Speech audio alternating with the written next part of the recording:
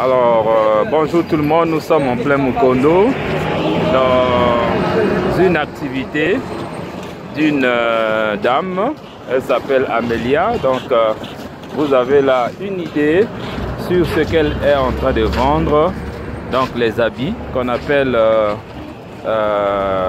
couramment chez nous les friperies. Donc, elle-même, elle est là dans son activité, vous pouvez la voir, elle est là.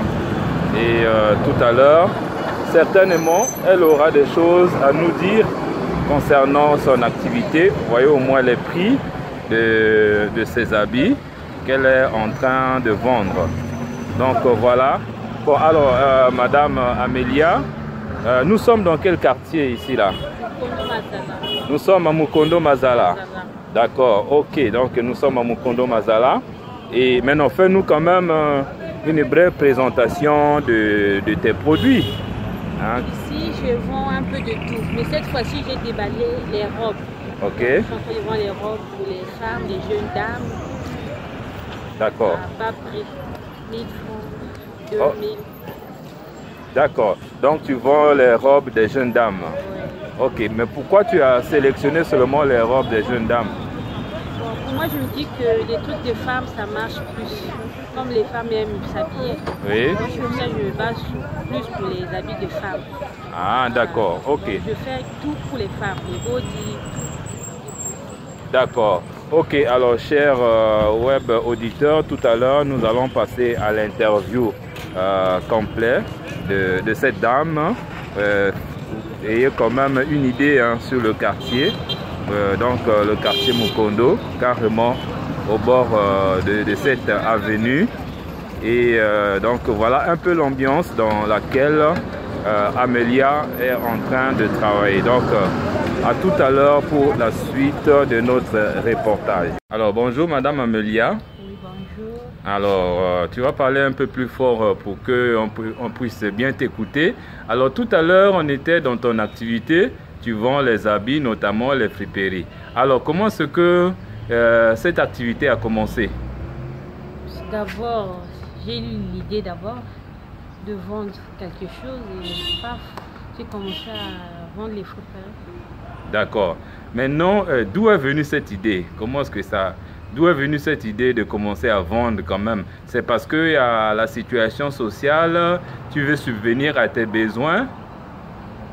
D'abord, c'est la situation sociale d'abord que je n'avais pas de boulot. J'ai fouillé partout, je ne trouvais pas de boulot, je ne trouvais pas quelque chose à faire. Il fallait créer quelque chose pour moi, pour subvenir à mes besoins. D'accord. On va dire un peu quel est ton niveau scolaire? J'ai un bac plus 3. Un bac plus 3. Tu as cherché le boulot, tu n'as pas eu. Et là, tu décides de vendre les friperies. Alors, tu as une famille, tu as des enfants? Oui, j'ai une fille de 4 ans. Tu as une fille de 4 ans. Alors, c'est avec l'argent de ton activité que tu es en train de nourrir cette fille-là et subvenir à ses besoins? Oui, bien sûr. Ah bon? Mais on peut avoir une idée sur combien tu peux dégager comme bénéfice par jour ou par semaine? Bon, les bénéfices, c'est par ballon. Quand on achète les ballons de friperie, quand on déballe, si tu achètes par exemple le ballon à 100 000 francs, tu peux vendre, tu te retrouves au moins à 130 000, 125 000, ça dépend des choses qui contiennent le ballon. Si c'est des jolis trucs, tu peux avoir plus. Mais si c'est des trucs un peu comme ça, tu as 20 000 francs, 15 000 francs. Donc 20 000 à 15 000 francs par ballon, ouais. C'est ce que tu as comme bénéfice. Oui. Et c'est ça, tu loues ou tu vis comment? Oui, je suis locataire. Tu es locataire, donc tu loues aussi la maison avec ça? Oui, oui. Bon, maintenant, quelles sont tes ambitions dans ce que tu es en train de faire actuellement? Bon, mes ambitions, on a plein, mais la première des choses, je voulais économiser, épargner de l'argent pour créer autre chose, créer une entreprise dans l'avenir. Tu as déjà une idée sur l'entreprise que tu veux créer? Oui, je veux avoir une école. Ah d'accord, tu veux avoir une école. Pourquoi tu veux créer une école? La première des choses, c'est je veux participer à l'éducation des enfants congolais. Et puis, retrouver aussi un profit de ma vie. Ah d'accord. Maintenant, dis-nous, quelles sont les difficultés que tu rencontres dans cette activité? Il y en a plusieurs, les difficultés.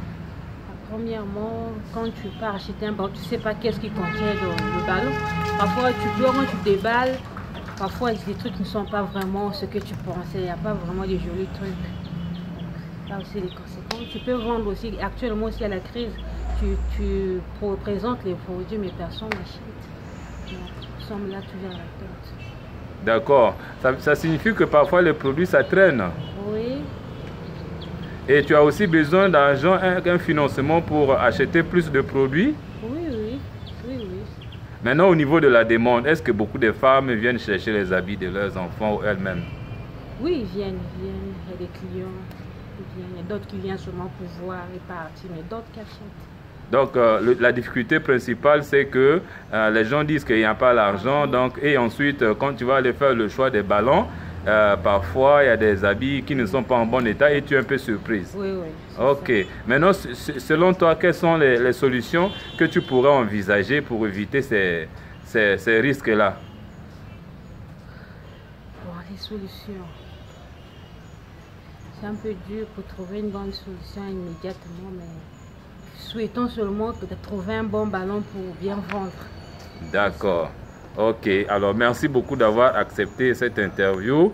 Mesdames et messieurs, nous sommes en train de monter des émissions concernant l'entrepreneuriat féminin. Donc, vous avez aujourd'hui l'exemple de Madame Amelia que nous avons partagé. Merci de nous avoir suivis.